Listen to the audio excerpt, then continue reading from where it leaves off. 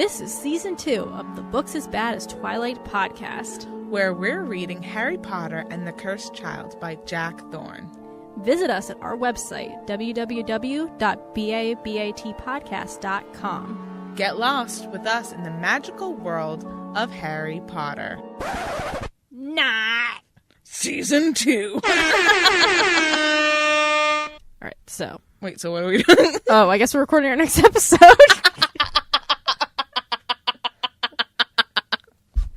Alright, okay. so we are discussing Harry Potter and the Cursed Child. Indeed we are, the play by Jack Thorne. Mm-hmm. Yes. Not J.K. Rowling. No, not by J.K. Rowling. That is very important for you to know, listeners, because apparently lots of people don't know that. Mm-hmm. You know, it's a thing. It's a thing out there on the internet. So, anyway. I actually wrote in my book, like physical book. I didn't take notes. Yeah, I would have if it was my book. Yeah. As you know. I have a library copy because my book I gave to a friend. And, it's lost and gone forever. It's lost in a book. That doesn't make sense, but okay. You know. It's okay, lost. so it's a book within a book. Yeah, like, yeah, kind of. Yeah, okay. Anyway, so today, what scenes are we going through? So we're going to be discussing Act 1, Scene 1 through and including Scene 9. Okay, so spoilers if anyone's reading along with us. Indeed, yes. Up to and including Scene 9, which is Harry and Ginny Potter's house, the bedroom. What's going on there? Bow, chicka, wow, wow. A lot of nothing. Yeah, a lot of nothing. I know you got excited, listener. You haven't read this play and you're like, oh man, they really went to a dangerous route. They have children everywhere. They have children and, you know, Harry Potter. You know those Weasleys, they're popping them out left and right. Popping babies. Popping left and right. Well, you know, yeah, you thought this was an adult play, but no. No. I mean, yes, but no. Yeah. Yeah. Not that adult. All right, can we talk about the opening, fucking... Oh, sorry. No, you can do that. Yeah. I keep forgetting. Yeah. The opening stage direction. Sure. A busy, crowded station full of people trying to go somewhere. Amongst the hustle and bustle, two large cages rattle on top of two laden trolleys. They're being pushed by two boys, James Potter and Albus Potter. Their mother, Ginny, follows after. A 37-year-old man, Harry, has his daughter, Lily, on his shoulders. Lily's 9. Oh, yeah. Is she? Yes, because it's Albus's first year. He's 11. Lily's 2 years younger than Albus. She's 9 years old. Were you 9 sitting on your father's shoulder? Yeah, that's a pretty big child. That's 4th grade. Unless she's like, you know, very tiny, which, you know, it doesn't specify, so also, we don't that's know. Weird, though, to have that your is 9-year-old child on your shoulders. Yeah. Interesting. I don't like that. No, it's weird. And also, it was very specific about the age of Harry Potter. I know, it was very specific. I just noticed that, yeah. And there's no, like, stage direction of, like, enter left, enter right. Right. Isn't that typically what plays have? It is, and this play doesn't. This play has very weird stage direction. Yeah. I think anybody you talk to will tell you that. And again, this is like a script, but like, I mean, not a script, what am I saying? Like a rehearsal script. Oh, my one sentence summary for this. Oh, right. Sorry, is Harry Potter and a disappointing start. That's a great one sentence They're summary. all going to be Harry Potter and or Albus Potter and. Yes. Just to let you know. I love, that's kind of like Friends, where the episodes always start with the one with XYZ. Oh, that's cool. I didn't know that. Yeah. This one, I should also note, this scene and the next scene are basically the epilogue retold, because there are differences from this and the epilogue. Mm-hmm. Nothing bad, but, you know, I'm not too happy. I haven't read the epilogue. I meant to last night, but I got sidetracked. Also, I was drunk. So, well, Brittany, come on now. I had such a headache. Did you? Yeah. Like, Kevin went and played X-Wing with his friends. We were just coming back from that beer and wine festival. And I was like, I'm getting my jams, and I'm going to read this epilogue. And I ended up watching Big Mouth and something else on Netflix and falling asleep. So... Fair enough. Very productive evening for That's me. very productive. Yes, this is recreating the epilogue. Mm-hmm. I don't know. Well, you go first with what you wanted to say. Well, I just basically wrote the last two parts of this scene Harry is talking to Albus, saying, don't be scared to go through the portal and all this type of stuff. And he said, don't stop and don't be scared. You'll crash into it. Oh, don't be scared. You'll crash into it. It's not like a... separate. Oh, yeah. Don't be scared. You'll crash into it. That's very important. Best to do it at a run if you're nervous. And I thought it was cute as being a reflection of Harry's first time through it. So then the stage direction is Harry and Lily put their hands on Albus's trolley. Ginny joins James's trolley. Together, the family runs headlong into the barrier. Where's Albus? I was kind of wondering that too. Yeah. Like, is he still touching the trolley and they're just on either side of him? Yeah. I don't know. And also, they've done this before. Like, Right. where were Albus and Lily at home when Ginny and Harry brought James the first time? Yeah. Or so, like 2 years prior? Because he's a year older, I think. I thought James was 2 years older. I don't know. I read somewhere last night it said there's 2 years between each of them. Okay. So I don't know. We'll have to look into it, but maybe you're right. Okay, so regardless, they've done this before. they've done it. Yeah. So I just found that a little weird, but I like the parallel between Albus being nervous to go through the portal. Yeah. But also, Harry was nervous going through the portal because he's not from a wizarding family. I was going to say, that's like the dumb part. Like, there's a lot in this play that we'll get to that it's like referencing some things that like don't make sense if it's a child growing up in a wizarding community. Like, Harry didn't, so that's why he was introduced to things. And he was nervous. Yeah, and people are getting introduced to things, and I'm like, but you probably should have known about this. Like, I don't know. Because, like, when Harry goes and meets the Weasleys for the first time, and they're just go. Yeah. Pop, pop, pop, right through the portal. Right. And, like, Ginny, who wasn't even Hogwarts age at that time, she's just, like, casually walking through. Right, yeah. So I don't know, I just feel like that was a little... It was done purposely just to reflect the fact that it's a mirrored situation. Yeah, definitely. And I will say, I do like you said, how it reflects his experience. Like, best do it at a run if you're nervous. Like, that reminds me of Mrs. Weasley, cute. you know? One thing, building off of, like, the fact of things that the characters should probably know, but we're told, again. Yeah. This is a very little thing, but I think it's when James, he's kind of poking fun at Albus. Let me find the actual line. I only might say he might be in Slytherin. Yeah, and how they're saying, like, well, we wrote to your brother 3 times a week last year. So I think he is a year older. Oh, yeah. I don't know. But anyway, so then we wrote to him 3 times a week last year. And then Albus looks accusingly at James. And then Ginny says, yes, you may not want to believe everything he tells you about Hogwarts. He likes a laugh, your brother. I'm like, oh, come on. Like, first of all, he likes a laugh. Like, I don't know. It's just a weird expositional phrase. Yeah. Like, there's a lot of exposition in this. Yeah, which again, it's a play. That's okay. That's what I was about to ask you. Do plays usually have more expedition than stories? Yeah, like they have they have like soliloquies and stuff like that. And yes. So you kind of have to have more expedition. Am I saying that right? Exposition. Exposition. What were you saying? Expedition. Oh, I like that better. No, exposition.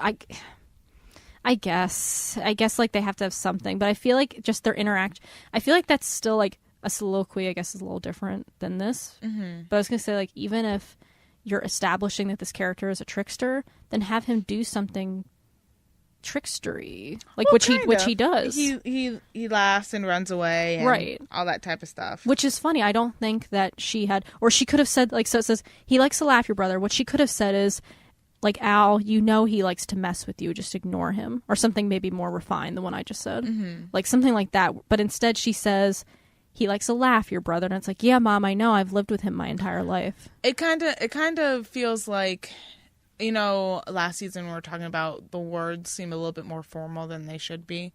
I think I kind of feel like maybe. That is... It doesn't seem like a natural phrasing. That's true, yeah. Yeah, that's a good point, yeah.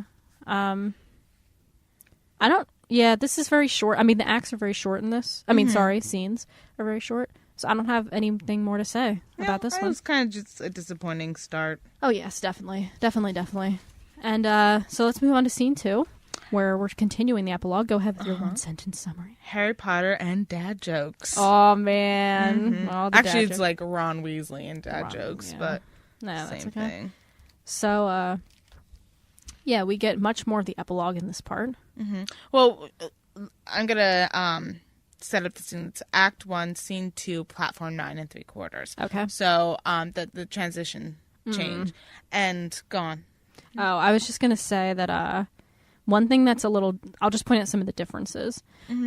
So one thing that they say in this chapter is everyone is staring at us. So in the original book, everybody's staring at Harry. But now it's kind of like they're staring at the family, at Harry, Ron, and Hermione.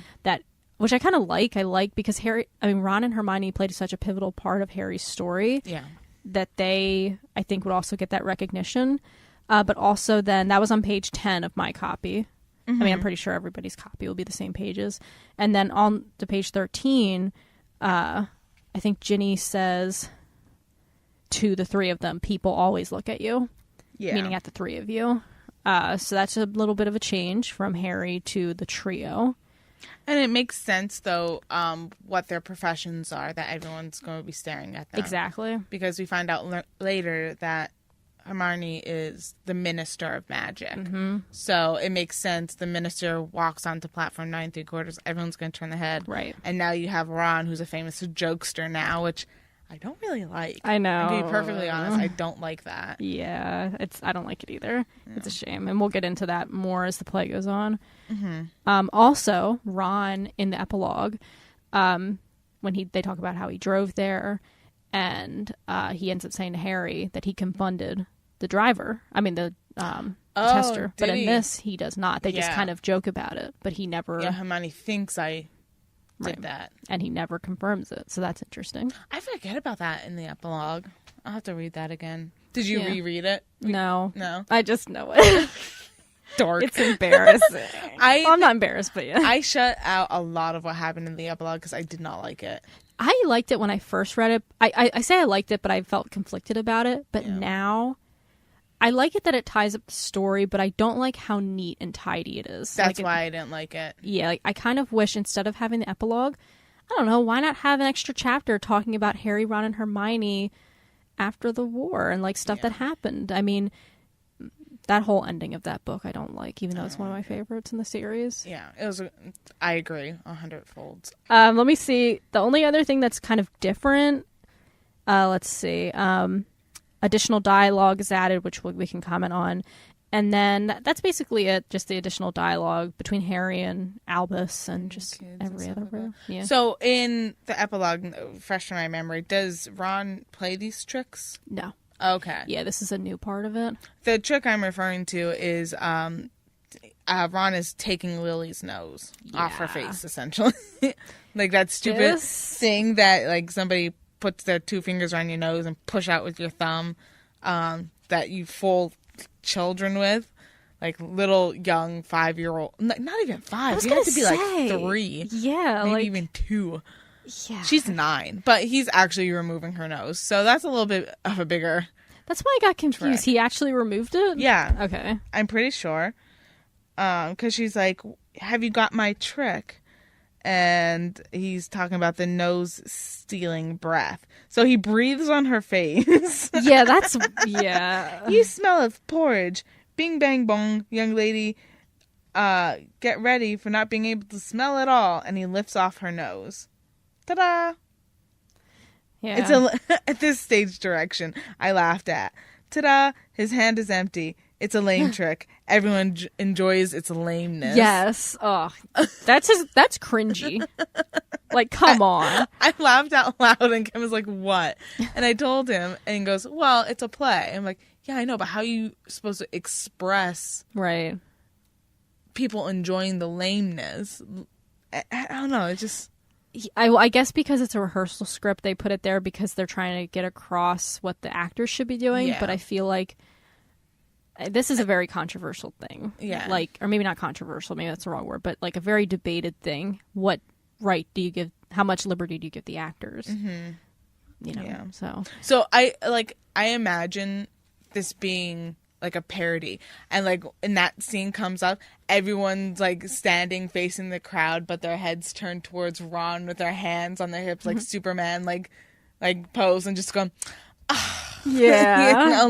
That's how I imagine it going great. on, and that's awesome. Funny to me. Yeah, I actually would love that, and I would love seeing Ron as because Ron, if you think about it in the series, is always viewed as kind of the joke part. Like, he's not as serious as the other two, or maybe not as... He's not taken as seriously, yeah. Yeah, and so I think that would be cool to kind of play that up a bit more, even as an adult, but as, like, a joke, not seriously, but...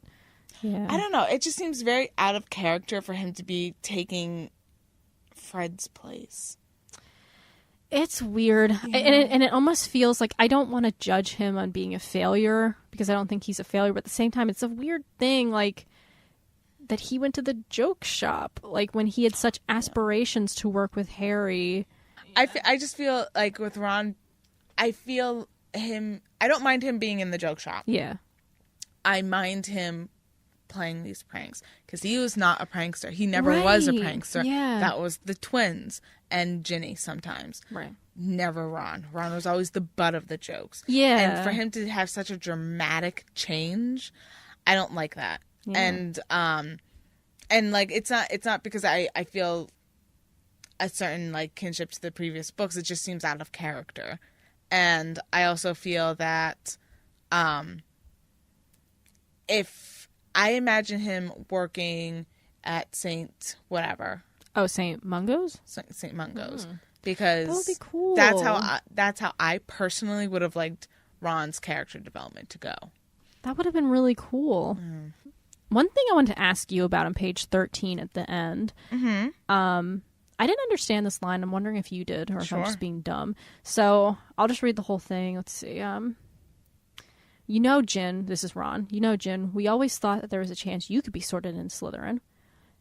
What? And then Ron says, honestly, Fred and George ran a book. What does that mean? I think it's like a bookie. Okay. Like a bet? Yeah. Okay. Ran a book. Okay. I think that's what the You're phrase probably meant. right. Okay. Because that's the only thing I could think of in context. Yeah, yeah. I don't know. I feel everything is kind of like it doesn't flow with the normal progression of a conversation. I agree. In this section. And I understand that there's a group of 8 people right now, and they're all talking back and forth around each other, but nothing seems to get answered. Yeah, with one another. I don't know. Well, I also think that part of that is that there's a lot I think a lot of times when you're reading, obviously we pay attention to what's being said, but also pay attention to what's not being said. Mm-hmm. You know, we're talking about Fred and George, but where's that weight that Fred is no longer with us? That Fred, that this kind of thing where that would have haunted George for the rest of his life, which, by the way, I don't think George makes it into this play. I'm not positive about that, but there's no weight to the fact that any of the previous books have happened, except when it comes to Harry. Yeah. Hermione and Ron, especially Ron and Ginny, not so much. I think there's just things that are skated over so that we can put more of a focus on Harry's issues. But the thing is, that was what made the book so great, is that you had, Harry's issues would have been that Fred is dead and, he cares about the Weasleys because he's part of their family. That would have been cool to get a scene where they're at the Weasleys or something, eating together. And there's an empty chair left for him. Yeah. Oh my gosh. Boom. That would have been that would have been very impactful visually. Yeah, and I know we're very much in the beginning of this, but it's just there's just a lot that's not being said that I feel like just very contradictory to what these characters might be saying, especially because they met in the actual epilogue. They don't mention Fred and George. I don't believe. I think they mentioned Teddy Lupin. Yes. Which is not mentioned in this at all. I forgot about that. Really? Yeah, not in this whole thing, I don't think. In this play. I could be wrong. Really? Mm-hmm. Which pisses me off. That is, because that is Harry's godson. Yeah, that could have been such a great story because he's like a reflection of Harry. He too lost his parents in the war. I think he was more meant to be a reflection of Harry than Albus is. That would actually, to me, considering the way the story goes, I think that would have been a better story. Do you think Albus is supposed to be more reflective of kind of like Draco? Because it's that... Yeah. Living up to the expectations of the Malfoy name. Yeah. Living up to the Potter name. Mm-hmm. People always sneering and judging. But then again, Malfoy was accepted in the Slytherin house. Potter's not accepted at all. Right. And first of all, neither of them should have been in Slytherin, reading later on. Because I feel that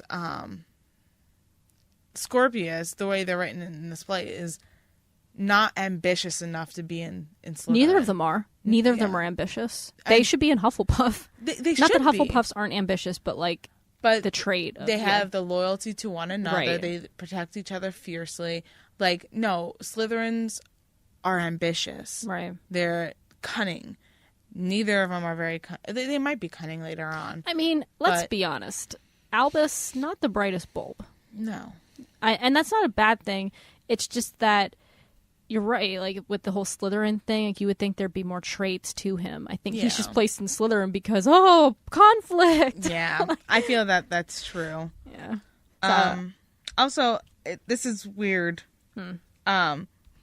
Like it's like one-upmanship in this part. Harry, strange. Al being worried he'll be sorted into Slytherin. Hermione, that's nothing. Rose is worried whether or not she'll break the Quidditch scoring record in her first or second year, and how early she can take her owls. This is the first time I'll ever say, Hermione, shut up. Yeah, like that like, I don't know, like, it seems like like I said, a one-up. First of all, Rose can't play Quidditch in her first year. She's not allowed to. Right. Harry was an exception after, 2 decades? Something like that. He was the youngest one in history. And, like, so she's not even allowed to play it yet. Right. I don't know. It just, it felt weird. And it's just a weird thing to say after a parent is expressing concern for their child. It's like, oh, well, that's nothing. Look at my overachieving one. Yeah, actually, that's a really good point, because it's almost like saying there's a lot of this in this book where there's like, even when it comes to Harry, it's like, don't worry about it, because like oh, don't worry about it, like he'll be fine, like so what if he's worrying about being in Slytherin? My Rose like is worried about X, Y, and Z. And then later when Albus doesn't want to go to Hogwarts and he's upset, his dad's like, or he's like, everybody's staring at us. And Harry's like, oh, they're just staring at me. Don't worry about it. It's not you. And it's like, but he is worried about it. And he's your son. So talk to him about it. Yeah. So stop pushing this aside. And I understand people can be like, oh, well, it's failure as a parent. And they are, they're trying to do this parenting thing, but they're still human. But that's not what I'm critiquing. Yeah. But we'll get to that. Obviously, we're not there yet. But yeah. I don't know. Like, and it just doesn't feel Hermione-ish? Oh, yeah. Or just... The whole thing doesn't feel natural. Yeah. Like, Ginny, how would you feel, Harry, if he is? And then that's when Ron jumps into the, they always thought you'd be in Slytherin, which I agree. I think Ginny would be a great Slytherin. I mean, can we just agree that the sorting system is not that good? We don't exactly know what the sorting system is. Yeah, it's not... As much as I think as humans we love to categorize. Yeah. And I think that the sorting system on paper, it's awesome. But when you actually think about it, it makes it makes sense to a degree. Yeah. Albus is half-blood. Why is he in Slytherin? I thought you can't... Oh, no. Well, Voldemort was in Yeah, so is Snape. Okay. Yeah, and Snape as well. Yeah, so I think another thing about this play that we should get is that, like, if Harry truly felt that Slytherin was no longer the bad guys, like the first few books... Yes. Okay, then why do we have such... I understand this conflict with Albus and this, Slytherin mentality that might still exist in the world, but why does it exist within the trio that they're making fun of Ginny? I was going to say that too. Yeah, it's like, I don't understand why we're doing this backtracking. Albus Severus. Yeah. You've named him after Snape. Like, he shouldn't... The first... Albus shouldn't be thinking, Slytherin, that's the bad house. It should be, I want to be in Gryffindor because that's where my whole family is from. Right, and... Not the other way around. Yes, exactly. And why would he worry about... Because I feel like the whole, like, if you want to call it the political side of Hogwarts... I feel like that's just not a thing. Like in the first Harry Potter book when Ron's talking about it, sure he mentions it, but that's because it's right off the Wizarding War and stuff. Where now, after the second Wizarding War, people are being redeemed and saying that Slytherin, because Snape was a good guy. Oh, don't even get me started. Yeah, we won't even touch that. And... all this thing that's supposed to be changing our minds. Granted, the public doesn't change their mind, but we're in the Potter household. We're not talking about the public. We're talking about Harry Potter and Ginny. Okay, let's move on to scene 3. at the Hogwarts Express. Yes. So, Albus Potter, the boy who knew nothing. Oh, damn. So, this scene, Albus and Rose, who is the daughter of Ron and Hermione, they are looking for a trolley, and Rose is talking about how this is how all their parents became friends, was their first year on the Hogwarts Express. So we had to be very careful on where we sit and who we speak to. So they meet the trolley witch, which we'll get to later another time. And the trolley witch is like, is there anything from the trolley? There's pumpkin pastries, chocolate frogs, cauldron cakes. Rose, spotting Albus's lovingly look at the chocolate frogs. Al, we need to concentrate. And they're 11. Right. And they meet Scorpius, and instantly Rose is a bitch. She is. Again, him. Hermione and Ron are her parents. Come on. The whole Hermione, who is the pushing to be accepting, yes, and forgiving and understanding. Yes. I might see this from Rose if it was just Ron raising her. Right, yeah. But she's like, don't you know who that is? It's Scorpius, Draco Malfoy's son. And it's like, how does Albus not know any of this? Right, that's what I mean. How, is this not a thing? And that's one thing I want to comment on real quick. Mm-hmm. These kids talk about Harry Potter like we would talk about Harry Potter. They're like, well, our parents met on the train when they were little. It's like, okay. So is that something did you sit down for story time? And they're like, so, day one. We sat on the train and this happened and this was our conversation and we were friends for life. Yeah. It's just this weird thing. Nobody talks like this. Nobody tells stories that way. It's just weird. I don't know. Yeah. Well, I guess it's different because my grandfather used to tell me stories like this. Not my parents. Well, my grandparents. Well, my grandparents would too, but not like that. Maybe they would, they wouldn't be so specific. My grandma would tell stories. I see what you mean. Because obviously, people tell each other stories from their childhood. Mm-hmm. I feel just the way they talk about their parents' childhood is as if they read it in a novel. How integrated do you think the kids are with the outside wizarding world? Yeah, that's a good question. Because if it, obviously they live in wizarding London. Mm-hmm. Well, I assume.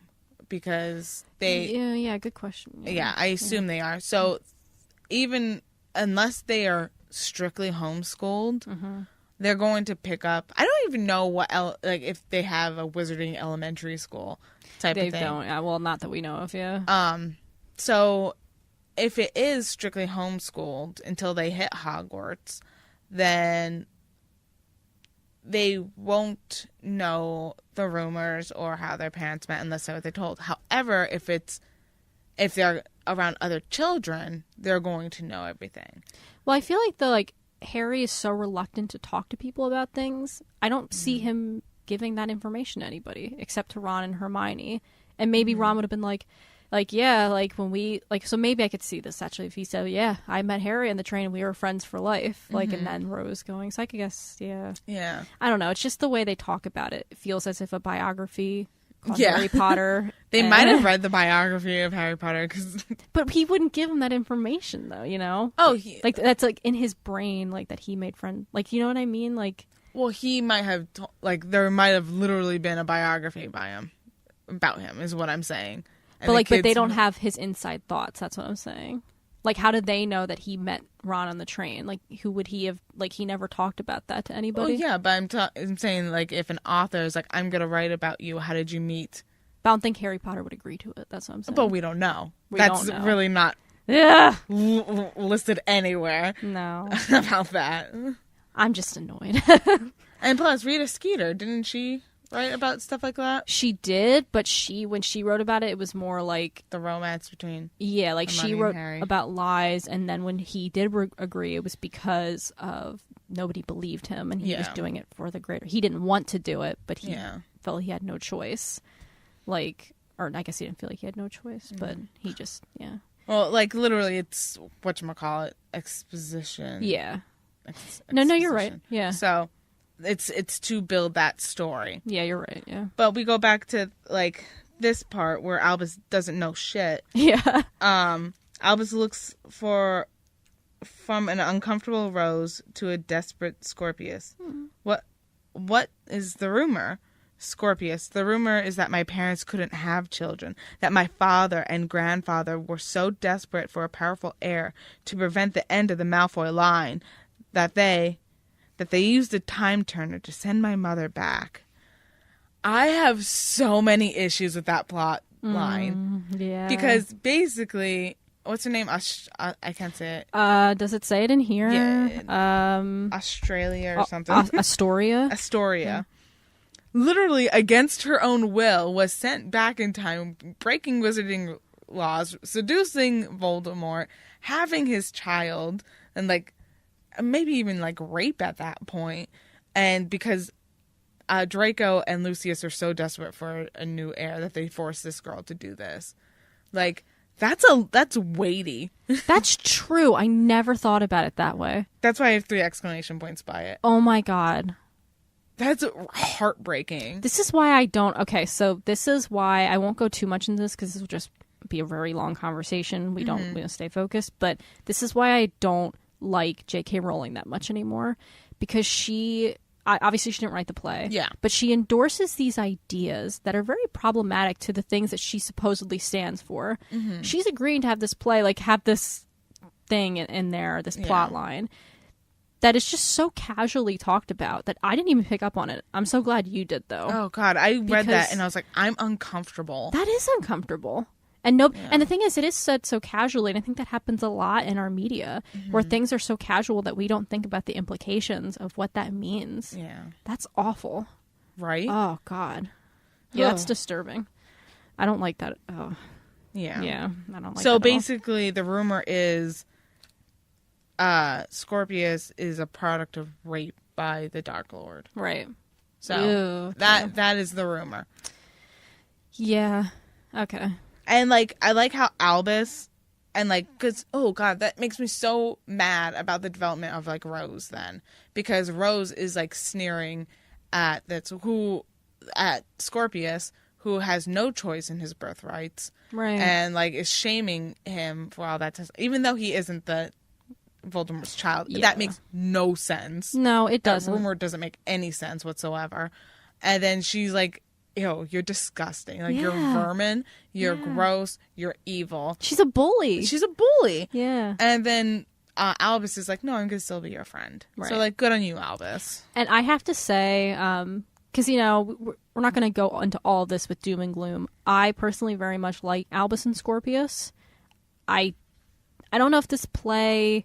I don't like the play. Like, I don't know if they're always given the time of day, but I think their friendship, it's very different than the trio. They are not, you know, heralded as these great people at Hogwarts. They're bullied, and they're very quiet, both of them. And Slytherin, they're outcasts for 2 different reasons. Yeah. And I think that's a very interesting take on Hogwarts. I very much like that. And I really like Scorpius as a character because it shows that you can be a Malfoy and not be...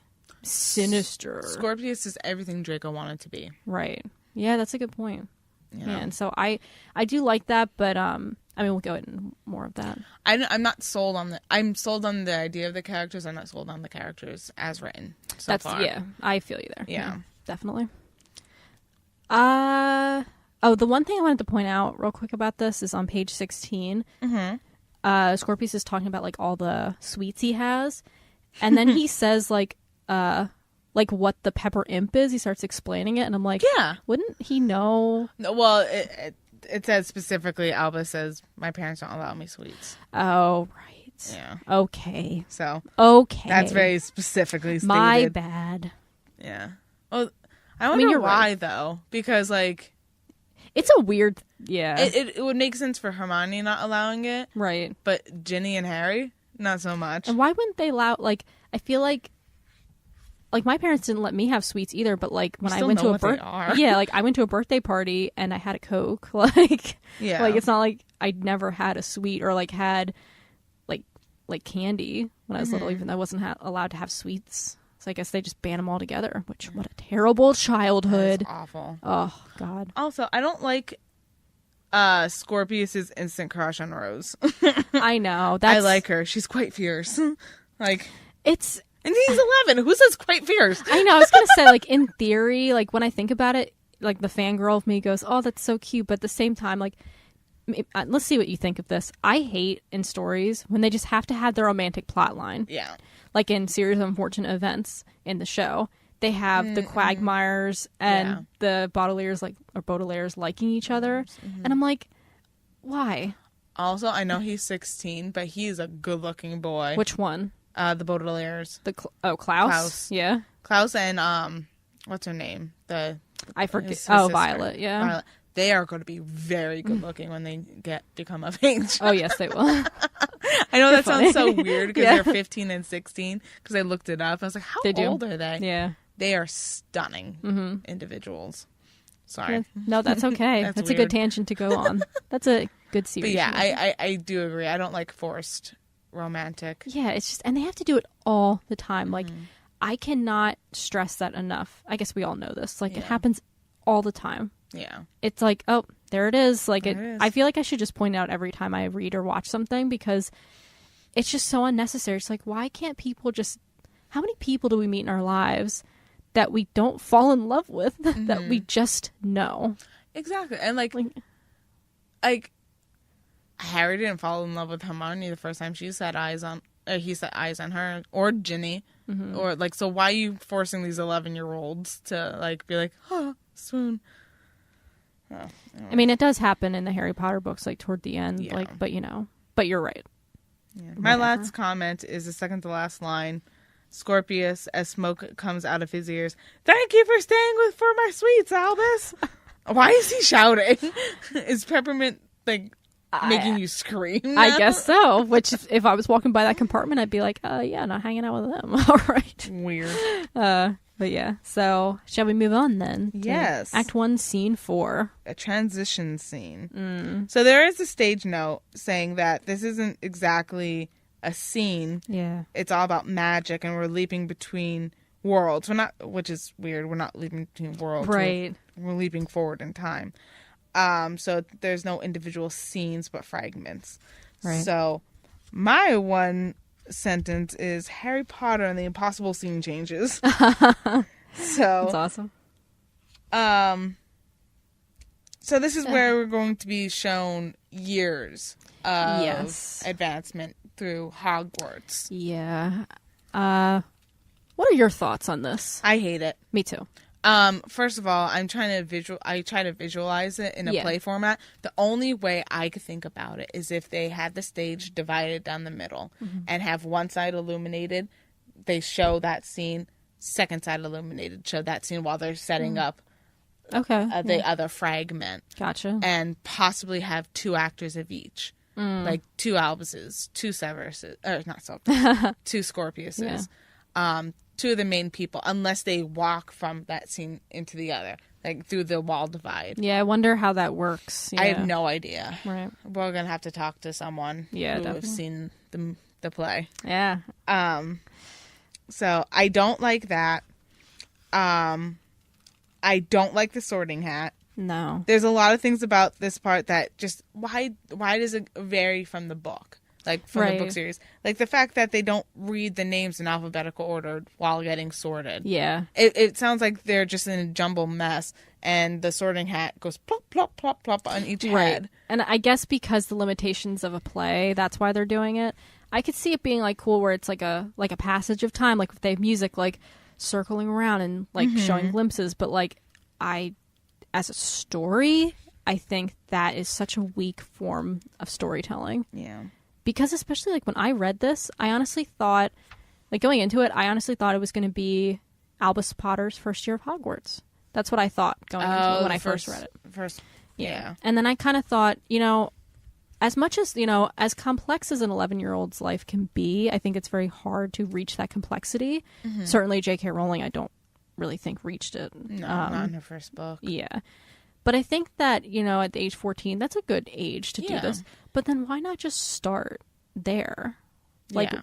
but I guess they felt we needed that context, but they could give that context. Yeah, you could, because there's so much in a play that has to be told to the audience. Right. You know, you couldn't say it to the audience without having all the setup. Mm-hmm. So, like, right at the, like, have a little bit of, like, you have a narrator.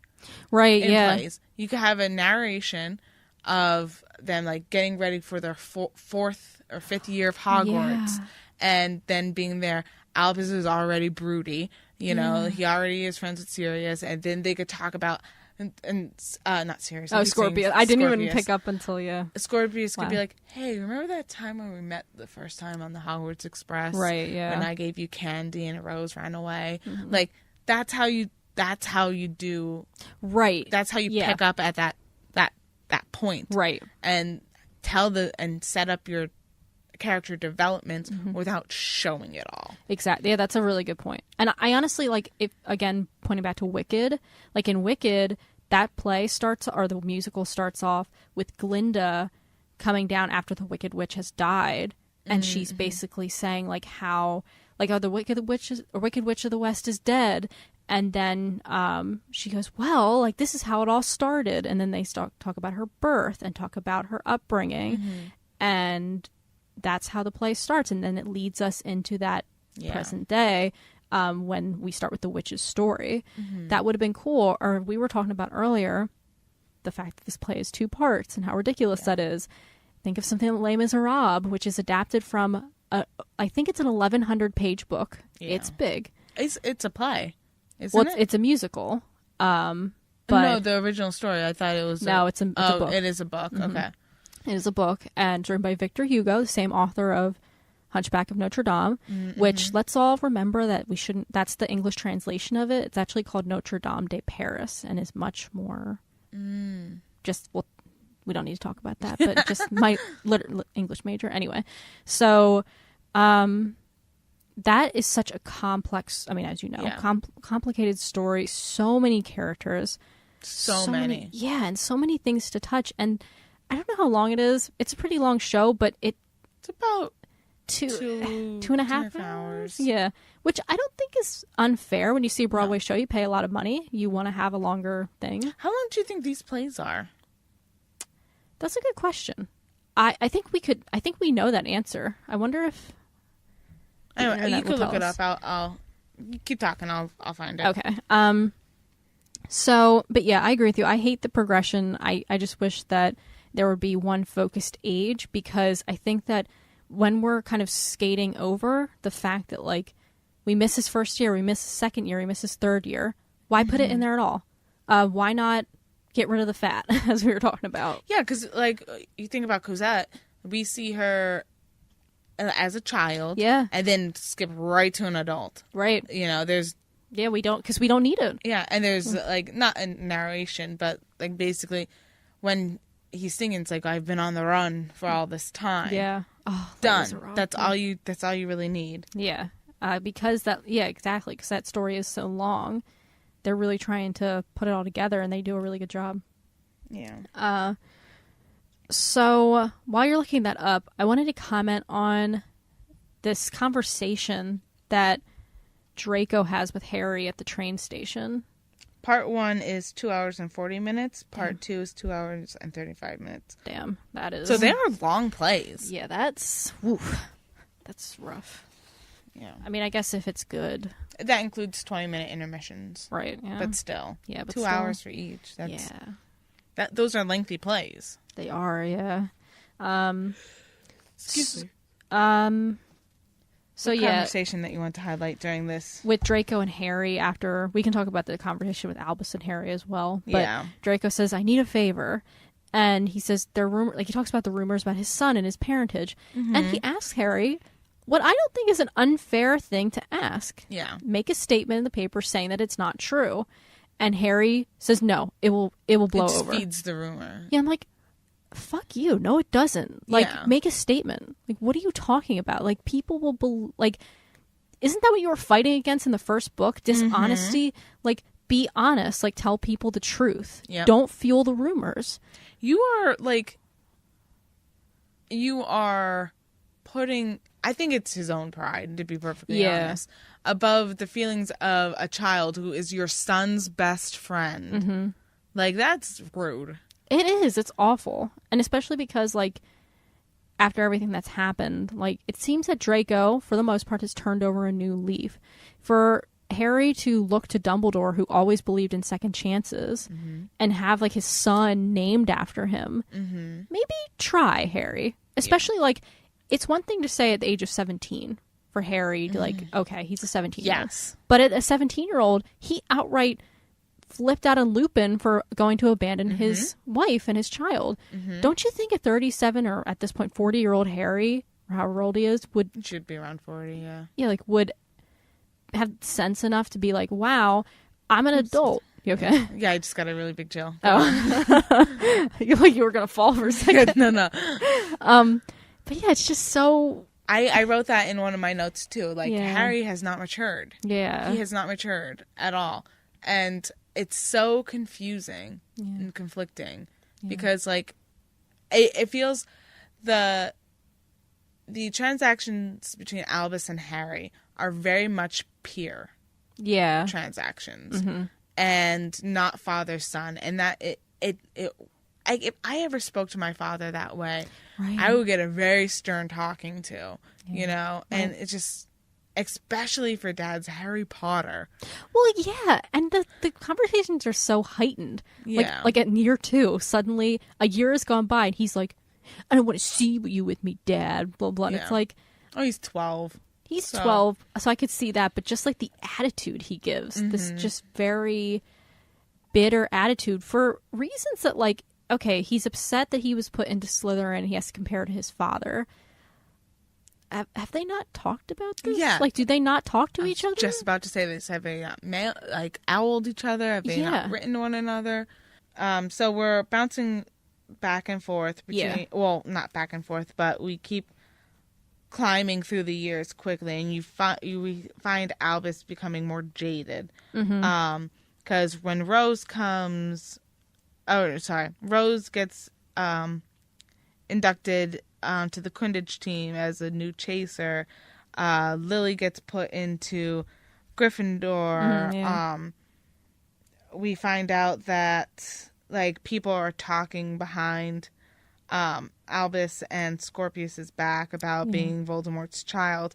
Also, they named these, like, Carl Jenkins. Yeah. Like, we don't... Like, are they students? They are students. Okay. But I don't... Like, why name them if they're only going to be there for, like, a second? I was going to say, it's very... that. Oh, no, there's Carl again. And Polly Chapman. They come back, but, like, it's...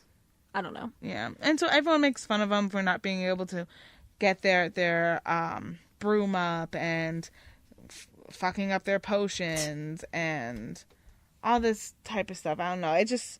It's showing their... growing up as outcasts. Yeah. So I understand that. I understand them having to show it. Okay, I'm going to throw something at you, see what you think. Like with Lost in a Book, where we kind of talked about how it would be nice to stay at Nevermore instead of go back to the castle. I wonder if this play would have been stronger, despite the fact that I do like the father-son stuff somewhat. Would it have been stronger if we had just gotten a Hogwarts story? A year at Hogwarts, or maybe even a few years at Hogwarts, but stayed at Hogwarts. I think that would be more appropriate and true to the books, especially if this is supposed to be the 8th. Yeah. You know, like, because those books were a book a year. Right, yeah. You know, that would make sense. And if you wanted to make multiple plays, I think that would make more sense.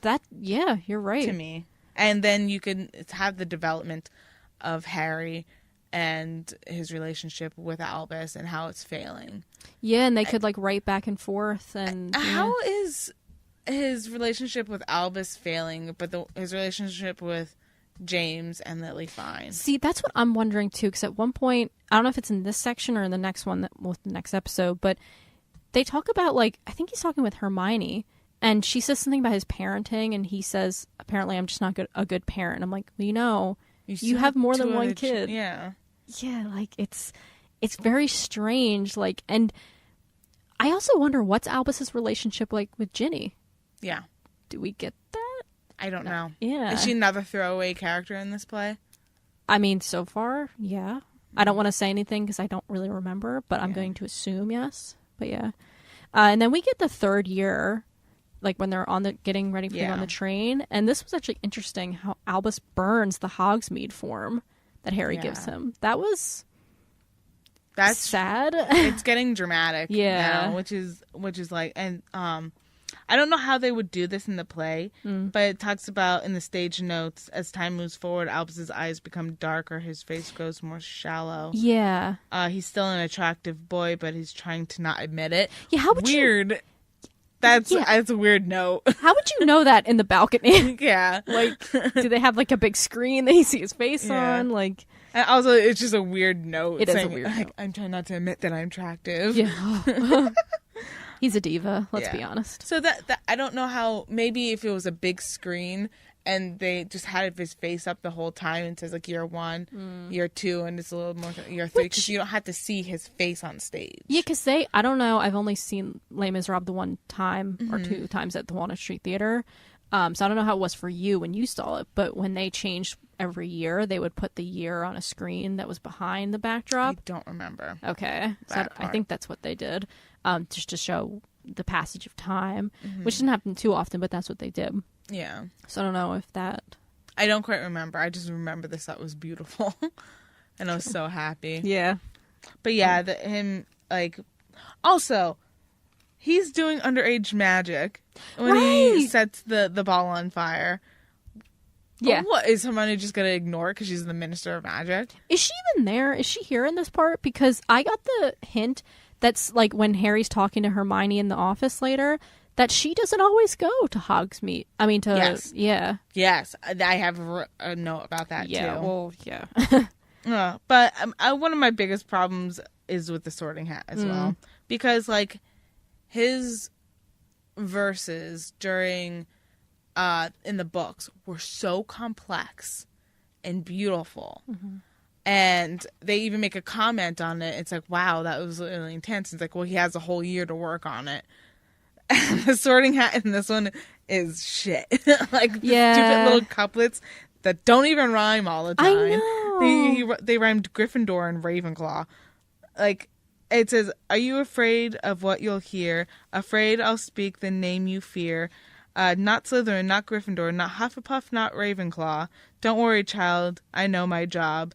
You'll learn to laugh if first you sob. Lily Potter, Gryffindor. Yeah, what the? Like, come on. That's weird. I hate that. Yeah, that's terrible. I kind of... Ugh. I didn't like reading these at all, so I kind of like put them out of my mind. Yeah. I hate that last line. Like, if you first sob, or first you sob, what? Like, that's dumb. Lily was excited to go into there. Albus said, great. Scorpius, do you really think she'd come to us? Potters don't belong in Slytherin. Albus, this one does. I really like that tension, I really like Albus's attitude. I didn't mention why I put a sad face. Oh, yeah. Scorpius's mom dies. Yes, that is really sad. That is really upsetting. And I wonder, I think about Draco, and just how he would feel about that. Maybe that was the one person. You just think about him falling in love with somebody, somebody who actually understands him and looks at him without seeing a Slytherin or a Malfoy, perhaps.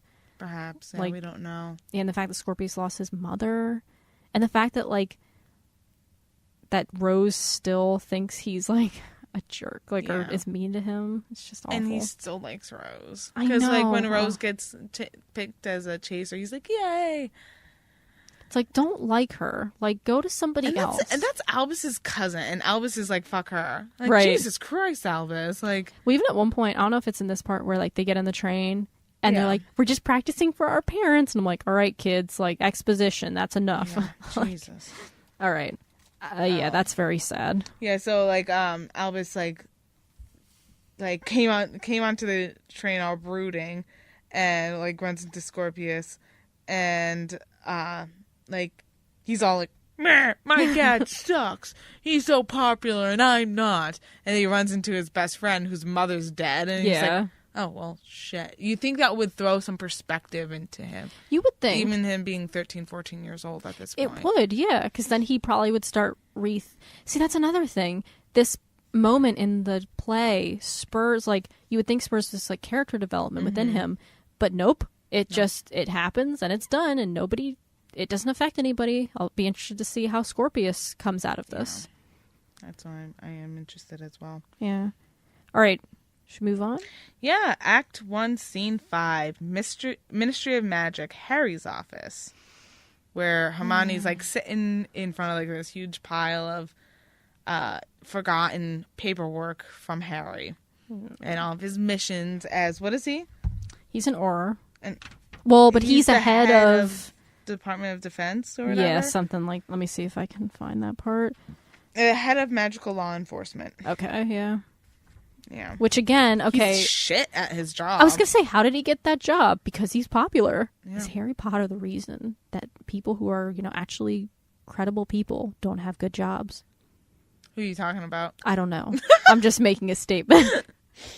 Anyway, what is your one-sentence summary? Oh, hold on. I write them in the back of the chapter. Hermione Granger and the Absent Mother. Ah, good. That's a good sentence. Yeah. Oh, God. Yeah, she's the Minister of Magic. A ministress?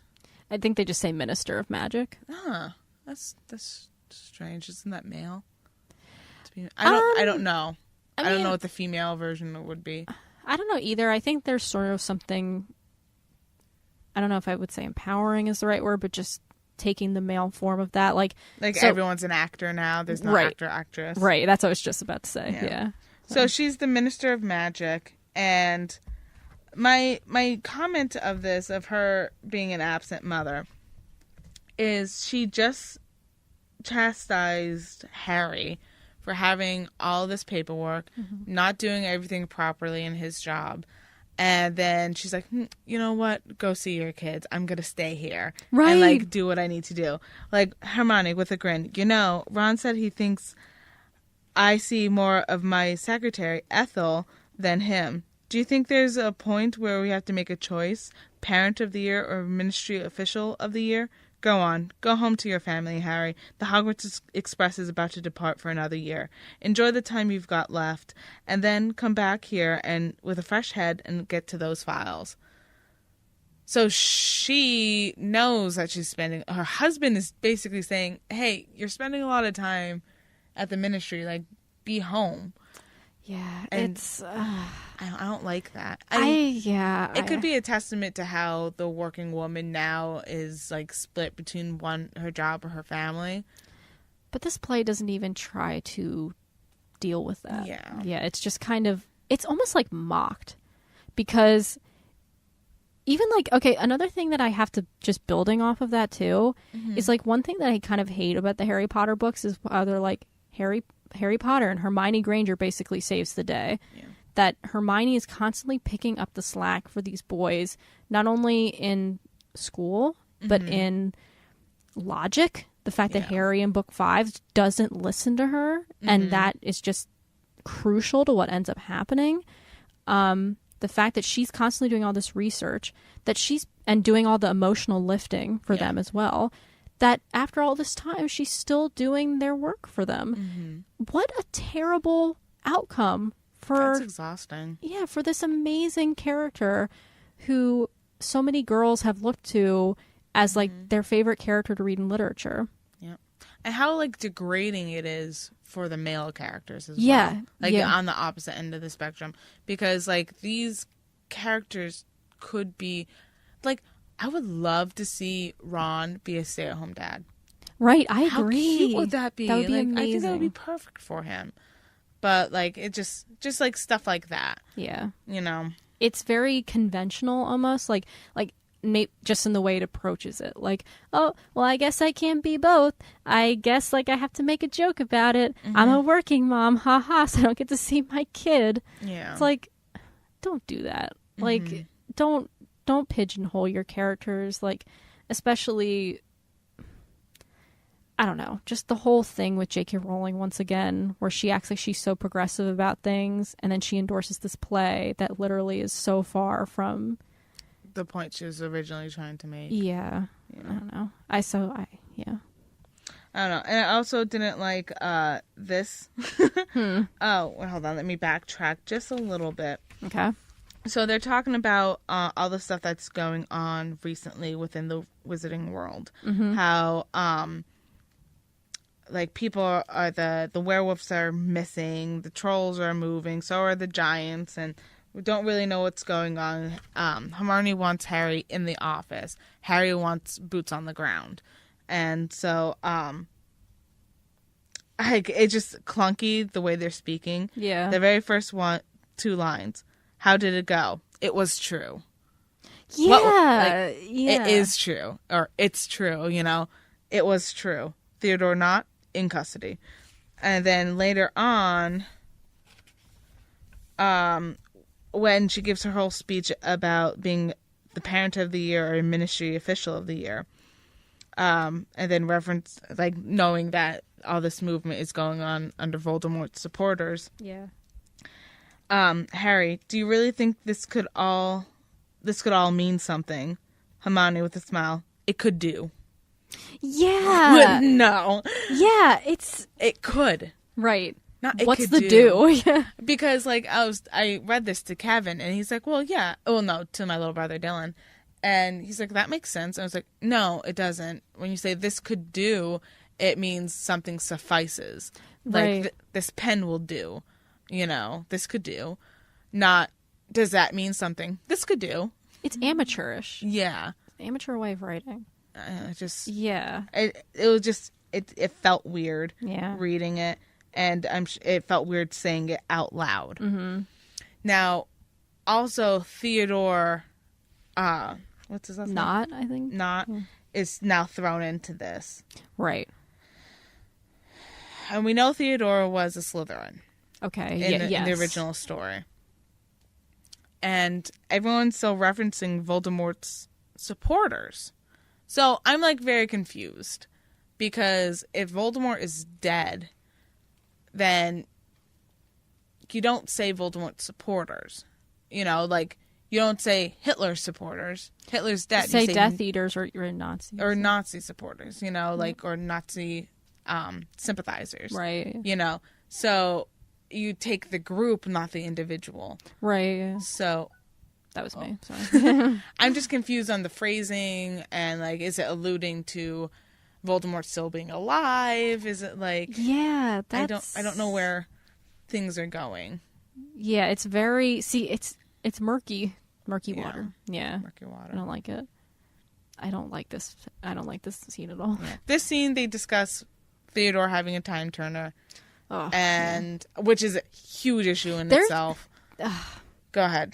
I was just going to say that when J.K. Rowling introduced the time turner, she herself has said in interviews, if I can find some, I'll put them in the show notes, that she herself recognized the complications that these presented, because then after she shows that, really go back in time and try to fix anything. That's the solution. So that's why in book 5 they destroyed the time turners. Yeah. Obviously not on purpose, but for narrative economy, but which makes sense. But now suddenly we have this back and it's like, so you want to make things complicated again, like, yeah, you want to give us a story that's going to be so convoluted, like, it just, that's easy, if anything, time travel and stuff, like implementing this time turner. Yeah, it's just dumb. I don't like it. Me neither. And then they start talking about like how they're off sugar now because they're adults. Like, okay, like, whatever. Like, I don't understand, like, why we have this emphasis that suddenly when you're an adult you can't have fun. Like, as if, like, he's saying, like, because we're adults, like, or just because you want to be healthy. Like, I don't know. Just right there. But, yeah. It is weird. Yeah. Like, just to have that little commentary. But maybe it's just a callback to the first act where... With the sugar. Yeah. It might just be that. Yeah. And correct me if I'm wrong, but I don't know if... I know, like, we're saying that Hermione is the Minister of Magic, but I don't know if we've actually gotten confirmation that she is the Minister of Magic just yet. No, there's... Right, yeah. She says it here. Well, she doesn't say it. She kind of, like, says... I don't know. It's like, let me see. She implies it. Right. You're certainly not being told off. Consider this a gentle nudge from the Minister of Magic. Yeah. You know? Right. So, Harry hears the implication in her emphasis. He nods. So. Yeah, and then this is the part where she says, like, oh, or he says he's not a good parent. And then I'm thinking, you have 2 other kids. Mm-hmm. And just because your child is having a hard time doesn't make you a bad parent. Like, I don't understand why that's a thing. But, whatever. I don't know if you have any other notes for that. That's it. It sucks that Hermione is thought of as a distant mother. Like, I don't know. Harry sucks at his job. I wonder if, again, the epilogue. Here. Go ahead. Yeah, sorry, I cut you off. No, I'm just thinking of other things that happen in the scene. I know the epilogue, we obviously both don't really like it that much. Obviously, it felt a need to have, like, them have kids. But wouldn't it have been better maybe if Ron and Hermione didn't have kids?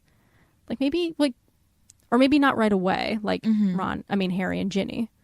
Like, maybe they would have waited. So maybe in this book, if she is Minister of Magic, she wouldn't have kids, and therefore it wouldn't have that need to make her be torn between that. Mm-hmm. I don't know. I'm just throwing it out there. I don't know what you... Well, like, in relation to this, you mean, then? Because she's not Minister of Magic in the epilogue, is she? No. Yeah. So, like, she doesn't have this type of conflict in the epilogue. Right. So... So I'm specifically talking... in relation to this. Yeah, so it wouldn't make sense. Yeah. But yeah. So... that's the... Yeah. Yeah. We can't rewrite that. Yeah, we can't. So. Yeah. We can't? Why? Why? Okay. All right. Act 1, Scene 6. Harry and Jenny's Potter. Okay. We're at Harry's house. There you go. The Potter house. Albus Potter and the much older woman. Oh. That is my 1 chapter summary. I really like that one. So the scene setup is Albus is on the stairs and he's overhearing a conversation with Harry and Amos Diggory. Yeah. Okay. So Amos is Cedric Diggory's father, and he's in a wheelchair, and he's like old and frail now, and all he wants is his son back. And he heard a rumor that the Ministry has recovered a time turner. That is the scene. Yep. And we meet Delphi. We meet Delphi.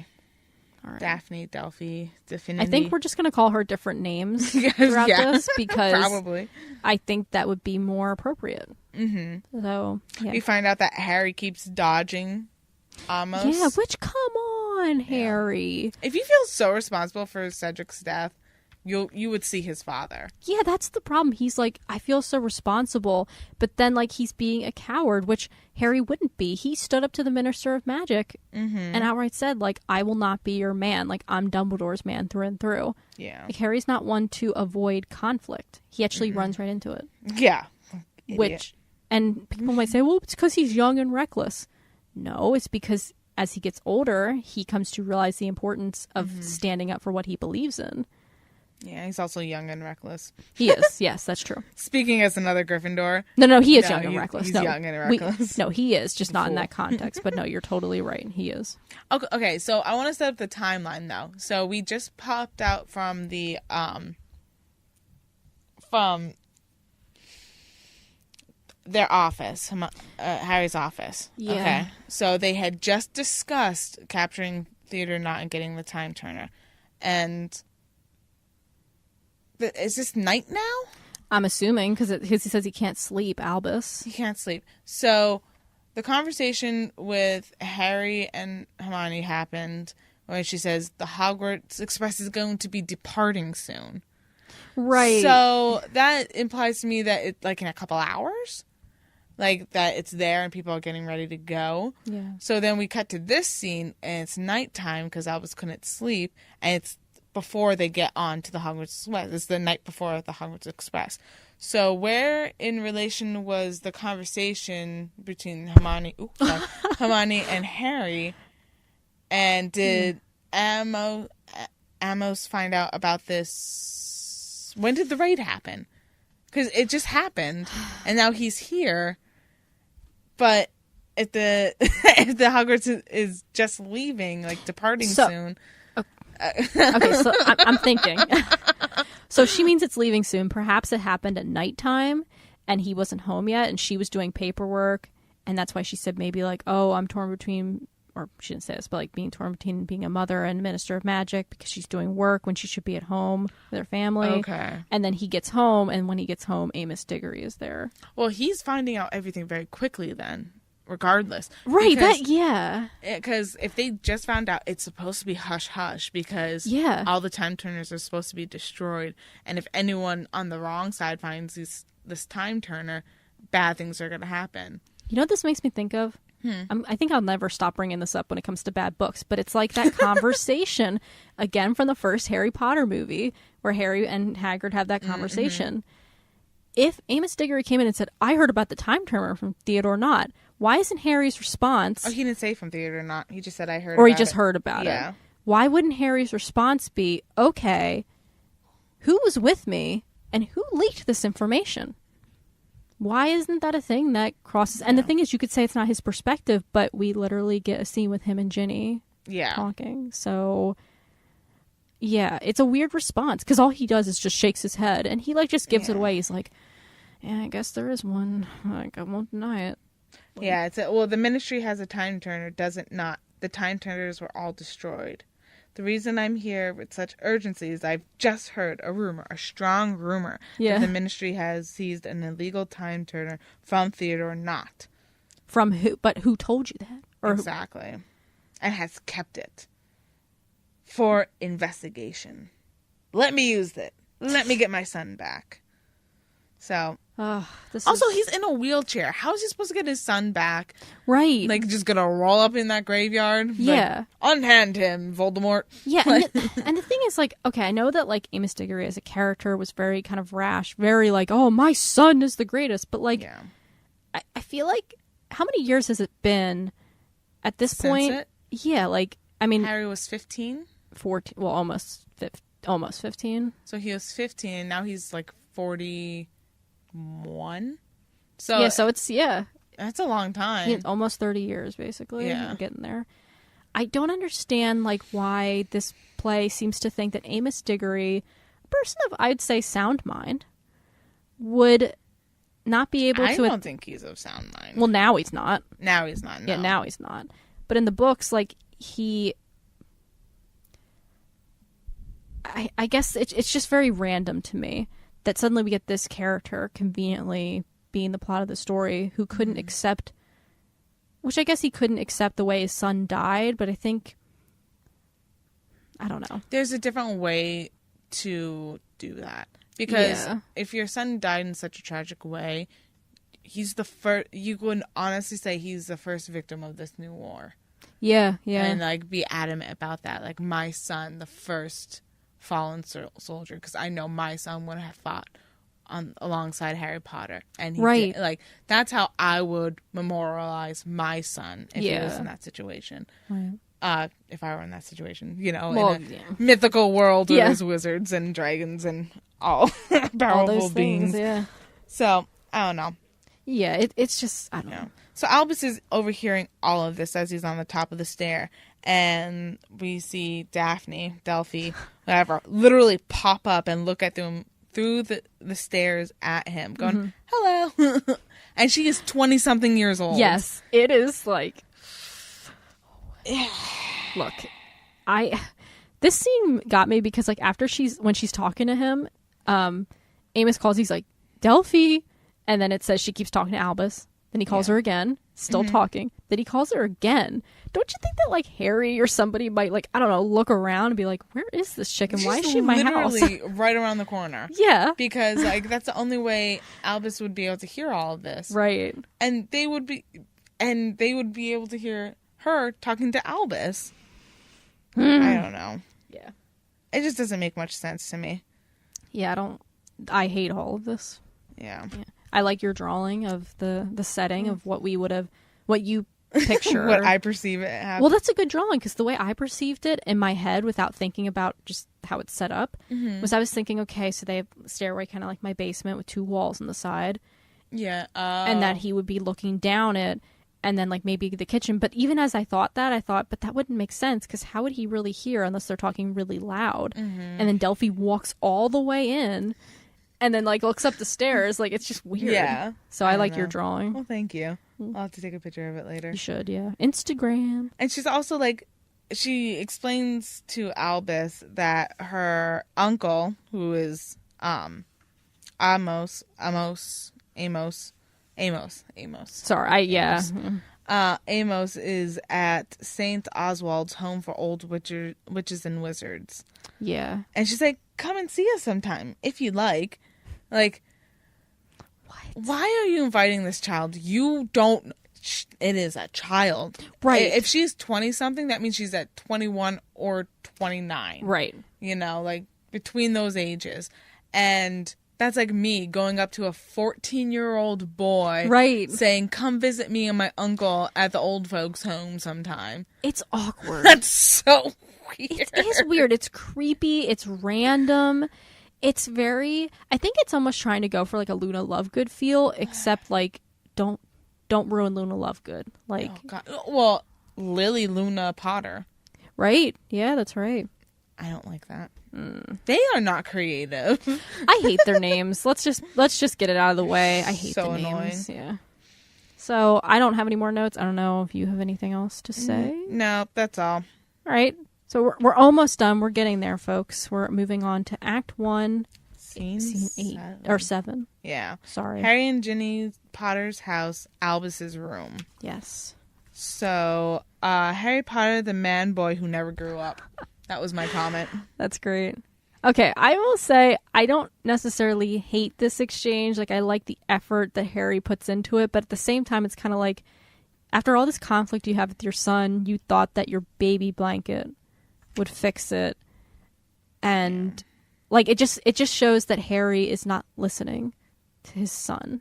Yeah. He's trying, and I think that is a conflict that can happen with parent and child. So, in this scene, So what the scene is. Yeah. They are about to go to the Hogwarts Express. Yes. And every year Harry gives people gifts. James got the invisibility cloak, which is so much better. Yeah. Well, and it's appropriate because it's his first son. Right. Lily got a pair of fairy wings that flutter. And Harry is offering Albus his baby blanket, the blanket that he was found at the doorstep of the Dursleys. Yeah. And it's his only remaining piece of his mother. Yes. Which is nice. Yes. I think that's kind of beautiful. And I think with the whole thing about like the invisibility cloak going to James, something of his father's, now he's something of his mother's, kind of, I guess, like that he's giving to his son. And I think that's very touching. And Albus is going to his 4th year? Yes. In this one? So Yeah. Lily is in her 2nd year, and James is in his 7th, then, if he's 3 years older. I thought he was 2 years older. I thought it was 2, but did you say 1 or 2? I thought it was 1. 1. So I think he'd be in his 5th, sorry. So he's either in his 6th or his 5th. Right. Yeah. So I don't know which one. We don't know. So that's, and then Albus is, oh God, this is so painful. I know, yeah. I literally wrote that. He gives the blankie and he's like, well, what am I going to do with this? Like, and Harry explains the meaning behind it. And then Albus kind of just like repeats Harry's story. You know, I know Hogwarts for you is the greatest place on earth. The poor orphan bullied by his uncle and Aunt Dursley. And Harry's like, Albus, like, please, like, can we just not do this? Traumatized by his cousin Dudley. Saved by Hogwarts. I know it all, Dad. Blah, blah, blah. I'm not going to rise to your bait, Albus Potter. I would have been smacked if I had spoken like that. Yeah, and he says, I'm not going to rise to your bait. He's your son, not a bully. Yeah. Like, you can rise to the bait and say, yo, like, maybe not like that, but, you know, be a parent and do something. Yeah, like, this is just shitty parenting. Yeah. Like, this is what I'm saying. He never grew up. Right. He's 40-some years old, and, like, he's not dealing with his son. Because people do things for him all the time. Mm-hmm. Sorry, go ahead. Yeah, that's basically it. And like Harry, quote, loses his temper. You know what? I'm done being made responsible for your unhappiness. At least you've got it, Dad, because I didn't, okay? Like... Yeah, it's not about that, yeah. But my like, there's a lot of people I knew who didn't grow up with one parent or the other, or had abusive parents, you know, but they, like, this is not real dialogue. Right. This is not actual dialogue. And even if somebody said that would be a very unfair thing to say, because everybody's experience is different. You can't expect a 14-year-old child, to have that emotional weight of not having a parent, because he has grown up with two parents. And as much as you'd like to think he'd understand what that would mean to not have a parent, he probably doesn't. I mean, that's just how it is. Maybe when he gets older, he'll get it, but he doesn't get that. And you can't say that to him. Well, I didn't have a father, so you're lucky. Yeah. I mean, yeah, he is lucky to have a father, but like, that's not the point of what's happening. Yeah. I don't know. It's not that I blame Harry for this. Right. I don't like Albus. I think he's Albus shit is a little shit. Yeah. I don't like Albus. I don't think, yeah. I know you said that you like their friendship. I like their friendship. I don't know if I like Albus that much. I don't like Albus at all. Yeah. And I think that's why I have like such a... And this is kind of where I shut down reading this play for the first time. Around 42, yeah. It's because I cannot connect with Albus. Yeah. At all. I'm wondering if, like, because Albus is very angsty, and it makes me think of, like, Angsty Harry in book 5. But unlike Angsty Harry, Albus is just a whiny little bitch. Yeah. And Harry actually had something to be angsty about. Yeah. Like, it's trying to reflect that, maybe? He's more Snape than he is Potter. Yeah, for sure. And he like we said, he has this attitude for no reason. Like, you were sorted into Slytherin, people bully you. That's not your dad's fault. Like, why are you... And they bully him because he's not his father, though. Right. So, and yes, his dad, it's not his fault that he's famous, but as a naive child, you're going to blame your parent for that. Because you're constantly... Because I did the same thing with when I was in high school, and everyone compared me to my brothers. My brother, I have one a year older and one a year younger, and I was constantly their sister. Right, yeah. So I was very, like, annoyed, and it's not their fault. Right. And so, like, that's... Growing up as that age, I saw it as their fault, though. So... It's perspective now as an adult. I know that it's not their fault. Yeah, I guess. I don't know. I don't know how to say what I just don't... I get that because same with my brother. Like, but it's just... There's a difference, though, I think, between that kind of blame and what he's putting on Harry. Yeah. Like, he's putting a blame on him for everything that's happened to him. Like, you acted... Like, the fact that Harry acted a hero... Yeah. But there's nothing that's happening to him. He's just being... Well, not that we... It's just being poked fun. There's nothing shown. Right, exactly. What do we know? We hear about it. We don't see it. Yeah. Which is just a play. It's visual. Why aren't we seeing this? Mm-hmm. Well, we see them being, like... Honestly, Scorpius is being more brutalized than Albus. Yeah. Like, just let the failed Gryffindor and... Voldemort's son deal with that. You know, that was in potions class. Yeah. And also, that doesn't make any sense because Slytherins stuck with Slytherins. Right. You know, they might have not liked each other. Snape wasn't very well liked, but they all stood up for him. That's why he was such good friends with the Malfoys. Right. Because they were all Slytherins together. It just doesn't make sense to me. Yeah. You know, Malfoy didn't like Crabbe and Goyle, but they were his posse. They're his friends. They all stuck together. Yeah. And so it just doesn't, it's not in character for these books. Yeah. Definitely. I agree. Yeah. Sorry. No, that's, I feel like we've been like kind of ripping this play apart for good. I mean, that's what we're supposed to be doing. Mm-hmm. Like it's just hard to see because it's a Harry Potter play, because it's called the 8th Harry Potter book. It's almost necessary to poke at this stuff. If it wasn't labeled as that, if change all the names, yeah, change the castle, like this would be an okay book. I was gonna say it wouldn't be terrible. Yeah. Like, if you just read this as, I would think it's a Snape origin story. that would be cool. Yeah. You know what this? Okay, so just a tiny tangent. When this play was first announced, before the plot was announced or anything, they just said, "Oh, there's going to be a Harry Potter play." There was a lot of speculation about what is it going to be about. Mm-hmm. And originally, I don't know if the title was announced before the plot, but originally they were saying that, oh, it's going to be about Harry with the Dursleys. Oh. That was the rumor. I don't know if anybody officially said that or if they reworked it or what, but that was the original thought. I remember. Mm-hmm. And then I remember like Cursed Child came out and we're like, oh, like is Harry Potter the cursed child because he's like cursed to live with the Dursleys? And then they said it was an Albus and Harry like story of father and son. Yeah. And I remember being like, oh, I mean, that's great, but being the cynical person that I am, it's probably going to suck. Who's the cursed child? Who is the cursed child? I do know who that is, and we will get to that. Okay. And it freaking sucks. Oh, that's unfortunate. I'm so excited. I will not say anything, I promise, but I'm very excited just to see your reaction because I think you'll be as pissed as me. But yeah, so let's move on unless you have anything more to say about... No, do you have anything to say about it? No, I just wrote not a bad father and son scene. Yeah. Even though it's a little frustrating. It's very painful. Yes. Oh, just little Lily. Yeah. She's 12 then, Mm-hmm. right? Yeah. And she got her wings and she's like, I love them, they're fluttery. I'm like, that's Luna. Like that's Luna all over. There's her namesake. Yep. There she is coming out of her.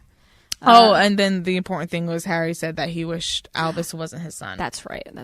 And I wonder, like, do you think that was just, like, something that came out? Or do you think I know there's some meaning behind it, but do you actually think that that's something that he thinks about? Oh, that is definitely something that is said. Yeah. Yeah. It's... That is realistic for a parent to say. Yeah, right. Yeah. Yeah. All right, so moving on to Act 1, Scene 8. Dream. Hut on the rock. My notes for this are okay. Oh, yeah, your one sentence summary. Oh, Harry Potter and the Sorcerer's Stone. I mean, literally. Let's be honest. Like, this was... Ugh. Yeah, it was just a rehashing of them being on the rock in the middle of the ocean. I was going to say, the only thing I feel that we could comment on here is at the very end... you hear Voldemort's voice going, Harry Potter. Nice. And, like, that's literally the only thing. Yeah. Like, I don't get it. Me neither. Because Voldemort's dead. Right. Unless, do you think he's not actually dead because later on they get the time turner and this is influencing the current timeline? Saying this without giving away anything... as if I hadn't read before, maybe. I'm being serious. Like, I'm saying it completely as if I hadn't read. I'm saying that's a theory to think about. I promise you, it's not something. I'm not letting the play influence me. Yeah. I remember when I first read this, I was kind of like, why is he hearing Voldemort in his head? Yeah. And we'll talk about that in the next scene. But, yeah.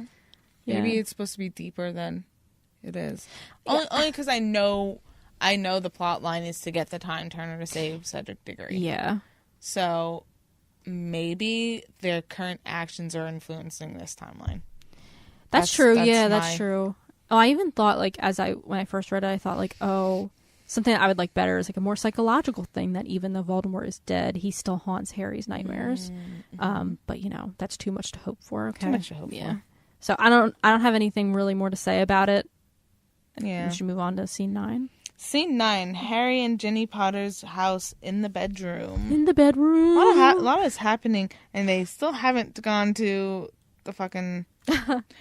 Okay, yeah, and that doesn't make... What is this timeline? I know. Well, because he eventually goes to bed after the whole thing with, getting the time turner and all that. Well, okay. I'm just going to bring this up because scene 10, it's the Hogwarts Express. Right. Okay. That's when they go off to their 4th year. Correct. Or 3rd year. Is it 3rd year or 4th year? 4th year. 4th year. Yes. So the 3rd year is when he gives him the blanket. No, that's right before the 4th year. Okay. Yeah. I know, it's confusing.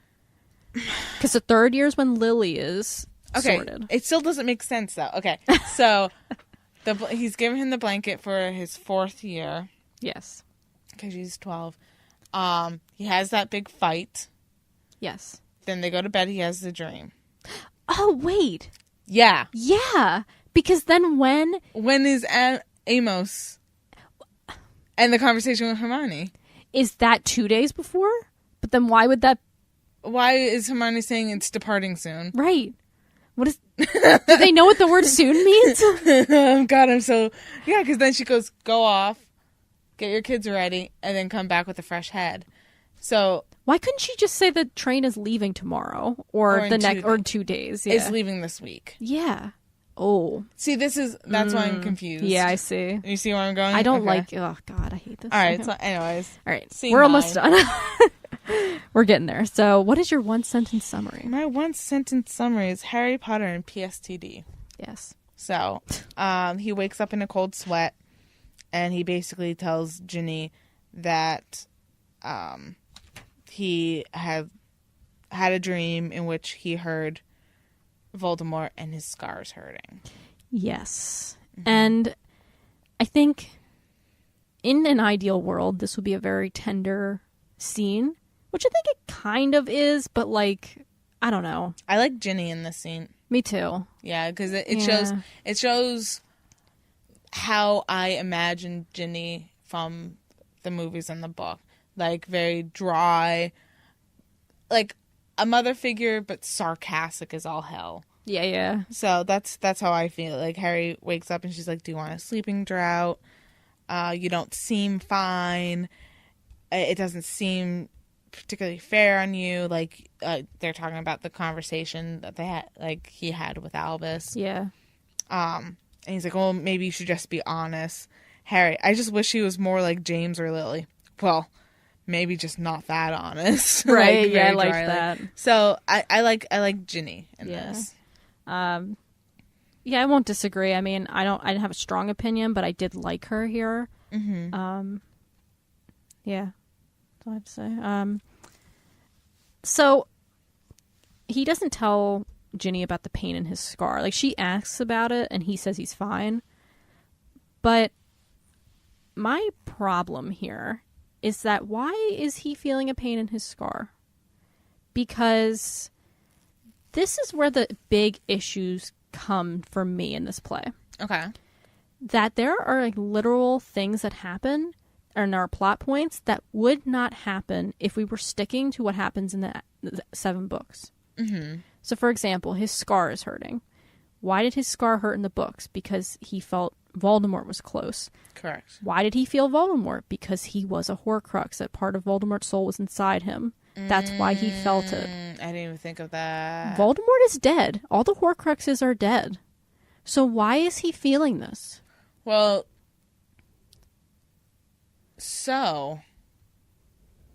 Unless you think there's another Horcrux. I'm hypothesizing.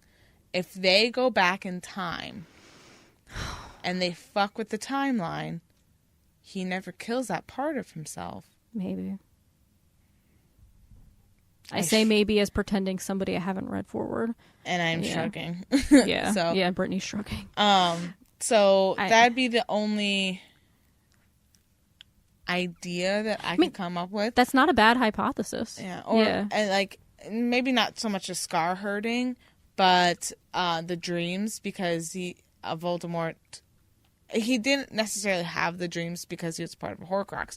Yeah, because Voldemort is a master at whatever that mind reading thing is. Part of it is, occlumency. Yeah. So it's two sides of the same coin. Well, so you could cut off the one and still influence the other. Well, I'll say this. So part of that was the only reason Voldemort did that is because he found out they had a connection. Yeah. Otherwise, he couldn't have done it. And he found out a connection because he was having dreams of Harry as well. Right. Well, he could tell, because Harry was the snake or whatever. Mm-hmm. But I don't think he would have realized it had it not been for the Horcrux. But I'm saying, like, even if you kill that Horcrux, Voldemort is still alive. He still might be able to get that connection if his magic was strong enough. If it was strong enough, I don't know if you could do occlumency from that far away, though. Mm-hmm. Yeah. Then how does this world work? We don't know. We don't. Literally, Why? we do not know. All right. Yeah. And Jenny calls Harry out on his bullshit. Are you fine? No. All right. Does your scar hurt? No, I'm fine. Harry, how long has it been since your scar hurt? Yeah. So she knows. Well, I love at the end, too, where, how long has it been since your scar hurt? Harry turns to Ginny. His face says it all. And then Harry says, 22 years. Dun, dun, dun. And I kind of think of, Dr. Evil, 22 years, $1 million. Well, yeah, $1 million's not that much. He only wants $1 million? Oh, $22 million. It's just the drama. Mm-hmm. And she talks about how he puts on, Ginny says to Harry, how he's putting on this front of the famous Harry Potter to Albus. Yeah. I guess he is. Is he? I don't know. I didn't feel that. Yeah, I always thought he's not putting on a front. I think he just is having a hard time being a parent and reaching out to a son who he just doesn't relate to. Mm-hmm. I don't know what he could do otherwise, except I don't know. And also, okay, this is another thing I have an issue with. Ginny is his mother, Albus's mother. Yeah. With the dynamics of the Weasley family. Yeah. There's someone that Albus is going to relate to. I was going to say, there's... Percy. Yes. And that's another thing. Why aren't they integrated into the story? Yeah. It's as if they don't exist. They just don't talk about them unless... So it's just Ron and Ginny. Yeah. As if no one else... Yeah. It's confusing. Yeah. It's abrupt. I think even Mr. Weasley, Arthur... Yeah. ...would be able to connect well with Albus. Yeah, because say Albus, so that says that he's kind of bad at magic. They call him a squib. Oh, poor Albus. Yeah, maybe he, because of that, he would become interested in Muggle studies or something. Mm-hmm. You talk with Mr. Weasley and they talk about Muggle stuff. Yeah. But, I don't know. I feel I have to do some research on Jack Thorne because I do feel like this was a money grab. I don't feel like he's did a lot of research into the Harry Potter world, or even if you just pick up fanfic off of any website and read a little bit, you could see different characterizations of these specific people, and how other people think that their lives are going to turn out. And I don't think enough research was done on how their characters will really actually develop in a logical way. Right. Instead of just the brooding teen. Yeah. Which is so overdone. Yeah, and you're right, it is overdone. And it's kind of like you said, the research wasn't put into it. But yeah. Where are we at? We're done. Oh, we're at 2 hours. Oh, shit. Yeah, we went on. I didn't anticipate it to be this long, but there you go. Yeah, that happened, I noticed, in our first season too. When we first cracked open the book, we went on a lot of tangents. We got a lot of it out on the first I was going to say, episodes. Yeah, you're right. Maybe it will get better because we're just entering the universe. So what you just said, how we'll sort of be familiar with things, we won't be touching upon them. Mm-hmm. So yeah, we'll get there. First episode's the longest. First episode's the longest. Oh, yeah. Baby, I know. First episode's the longest. When it comes to first episodes, they're bad. Not really, but I don't know. All Just right. pretend I didn't do that at all. All right, Brittany. Oh. Anything to say? Audible. Oh, shit. They're going to cancel us. Oh, yes, they will. So, listeners, Audible.com, the fine institution of audiobooks, Audible.com. They have over 180,000 titles to choose from. Mm-hmm. And today, our episode is being sponsored by Audible.com. If you go to audibletrial.com/BaBaT, and there you can get a free trial for 30 days and a free audiobook of your choice. Mm-hmm. And I think we're going to recommend the Harry Potter books. Yeah. You know, just see what we're talking about. Exactly. We're going to recommend it, everyone, because there's 7 books. Yes. So we're just going to keep recommending it. Just going to keep going. Just going to keep going till you can't go no more. Yeah. So do all right. that. So audibletrial.com/BaBaT. Get a free audiobook and a free 30-day trial to Audible. Mm-hmm. And with that being said, want to also remind listeners that we have our poll going on for our next book. We know it's a little early, but we record these pretty early in advance. And so we want to make sure that we get your votes so that we can move ahead with our season 3. Mm-hmm. It's very exciting. So be sure to vote on that at babatpodcast.com/vote. Yes, ma'am. Yes. And if you want to find us anywhere, we're on social media. We're all over the place. Facebook, Instagram, Twitter. We have a Gmail account. We have a Goodreads. Tumblr. Danielle set up our YouTube. It's connected to her her parent YouTube page. Mm-hmm. So I'll put a playlist. It'll be on their website. So you'll be able to listen to our episodes there as well, which is great. Mm-hmm. And you can also listen, like I said, you can listen on YouTube now, but you can listen on iTunes, Stitcher, Google Play, any podcatcher service. So Podcast Addict. Mm-hmm, that's where I listen to us. Yeah, Podbean, stuff like that. And so I think that ends our episode, our very long episode talking about Harry Potter and the Cursed Child. It's only going to go up from here. Yeah, we're very passionate about this subject, so. Yes, we are, if you couldn't tell. So it's fine. It's fine. It's fine. Yeah, it's fine. We got this. Yeah. It's all right. It's fine. All right. Well, good night. Good night, everybody. We love you. Is that your sign off now? Yeah. Goodbye.